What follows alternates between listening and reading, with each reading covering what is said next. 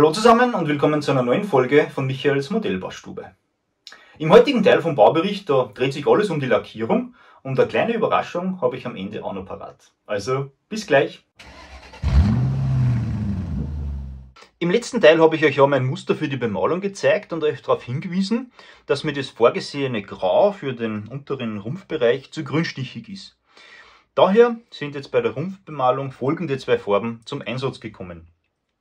Das RC 210 Silbergrau und das RC 055 Blaugrau. Ja, und bevor ich mit diesen Farben da gearbeitet habe, die sind wie Airbrush draufgekommen, habe ich noch grundiert. Ne? Und das aus zwei Gründen. Einerseits habe ich ja ziemlich viele Ätzteile da verbaut, die teilweise dunkler waren wie das Plastik. Ne? Und jetzt könnte es passieren, wenn ich da nicht grundieren würde, dass man diese Farbunterschiede später noch sieht. Das möchte man ja nicht. Daher hilft da schon mal eine Schicht Grundierung. Die egalisiert dann nicht nur diese Farbunterschiede, sondern zeigt mir an Unebenheiten auf oder sonstige Frevel, die beim Bau halt entstanden sind. Somit habe ich dann nur die Chance, dass ich das korrigieren kann.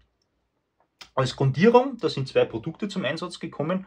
Einerseits mein geliebter Mr. Surfacer da in 1500 und andererseits dieser Titanprimer da aus der Dose. Den habe ich vor dem Boot überhaupt nicht kennt und ja, der bekommt demnächst da ein eigenes Video spendiert. Beide Grundierungen haben ihren Zweck komplett erfüllt und haben dort und da noch ein paar Stellen sichtbar gemacht, die ich so gut es ging ausbessern habe können. Ja, und wie immer gibt es da und dort natürlich Sachen, die aber nur der Modellbauer selber sieht. Naja, wichtig war, dass die farblichen Unterschiede zwischen Ätzteile und Plastik Geschichte waren und somit habe ich mir da eine gute Unterlage geschaffen, um mit der Farbe zu beginnen. Zuerst ist einmal das helle Grau drauf gekommen. Ne? Und da muss ich dazu sagen, diese Real Colors da von AK, ich habe die vorher ja noch nicht kennt, die sind wirklich super, die lassen sich super verarbeiten und sind extrem ergiebig. Also speziell beim Dunkelgrau oder beim Blaugrau, da habe ich mir fast schon zu viel Farbe angemischt. Da ja, habe ich mir nicht gedacht, dass ich da mit so wenig Farbe praktisch den ganzen Rumpf lackiere.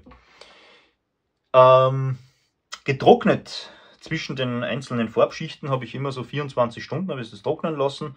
Das ist bei mir Standard. Ich traue dem Ganzen nicht, aber wenn der Hersteller draufschreibt, so nach einer halben Stunde kannst du schon wieder dran weiterarbeiten.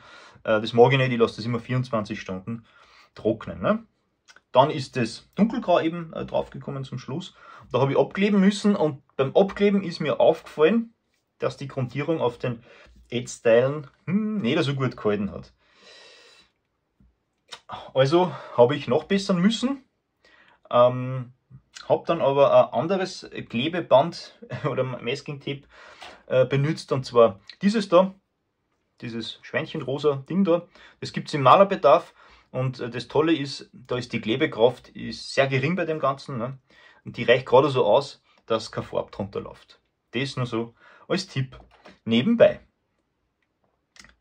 Gut, nachdem das Dunkelgrau trocken war, ist dann dieser Marine Blue Filter, den ich ja letztens schon erwähnt habe, zum Einsatz gekommen. Und der ist einfach mit einem Flachpinsel aufgetragen worden. Ne? Und wo der Effekt oder wo mir zu viel Farbe drauf gekommen ist, sagen wir so, da bin ich einfach nur mal drüber und dann ja, verläuft sich das eh.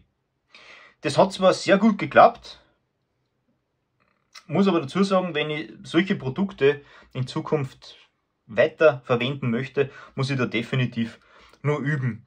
Und nach dem Trocknen, ja, da war dann ein bisschen Ernüchterung da, weil so viel sieht man eigentlich von dem Filter gar nicht mehr. Ne? Also hätte ich mir diese Übung da auch sparen können. Naja. Vor dem Intro, da habe ich jetzt nur das Wort Überraschung erwähnt.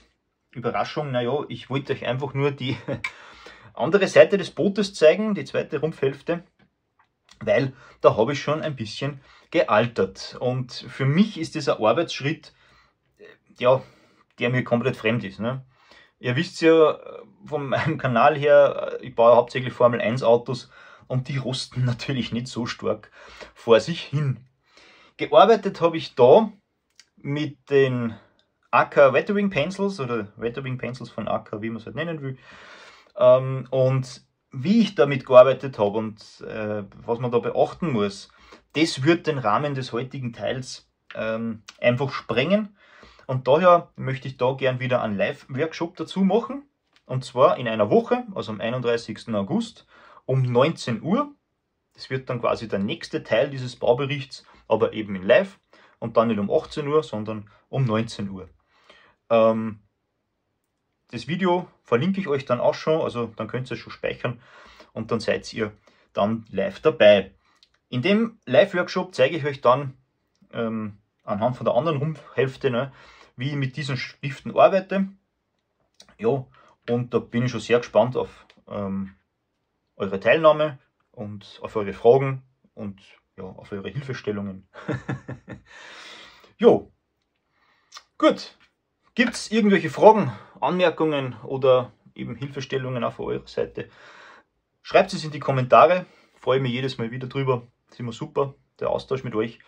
Und wer den letzten Teil noch nicht gesehen hat, der kann das da jetzt nachholen. Bis zur nächsten Folge, da wünsche ich wie immer eine gute Zeit und viel Spaß beim Modellbau. Euer Michael.